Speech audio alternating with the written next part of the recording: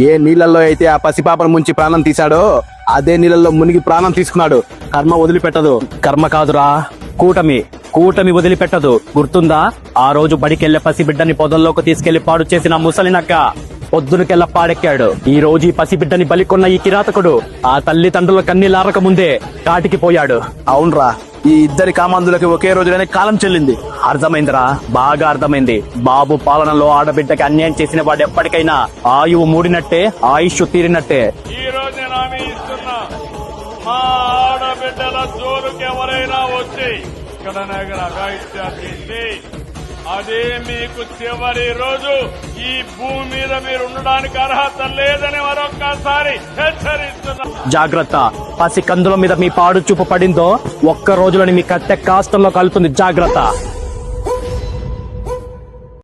ఏ నీళ్ళల్లో అయితే ఆ పసిపాపను ముంచి ప్రాణం తీశాడో అదే నీళ్ళల్లో మునిగి ప్రాణం తీసుకున్నాడు.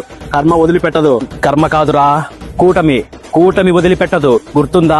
ఆ రోజు బడికెళ్లే పసిబిడ్డని పొదల్లోకి తీసుకెళ్లి పాడు చేసిన ముసలినక్క పొద్దునకెళ్ళ పాడెక్కాడు. ఈ రోజు ఈ పసిబిడ్డని బలికొన్న ఈ కిరాతకుడు ఆ తల్లిదండ్రుల కన్నీలారక ముందే కాటికి పోయాడు. అవునరా, ఈ ఇద్దరి కామాంధులకి ఒకే రోజులోనే కాలం చెల్లింది. అర్థమైందిరా, బాగా అర్థమైంది. బాబు పాలనలో ఆడబిడ్డకి అన్యాయం చేసిన వాడు ఎప్పటికైనా ఆయువు మూడినట్టే, ఆయుష్ తీరినట్టే. ఈ రోజు నేను హామీ ఇస్తున్నా, మా ఆడబిడ్డల జోరుకి ఎవరైనా వచ్చి ఇక్కడ అఘాయిత్యాలు చేసి అదే మీకు చివరి రోజు. ఈ భూమి మీద మీరు ఉండడానికి అర్హత లేదని మరొక్కసారి హెచ్చరిస్తున్నా. జాగ్రత్త, పసి కందుల మీద మీ పాడు చూపు పడిందో ఒక్క రోజులోని మీ కత్తె కాష్టంలో కలుతుంది. జాగ్రత్త.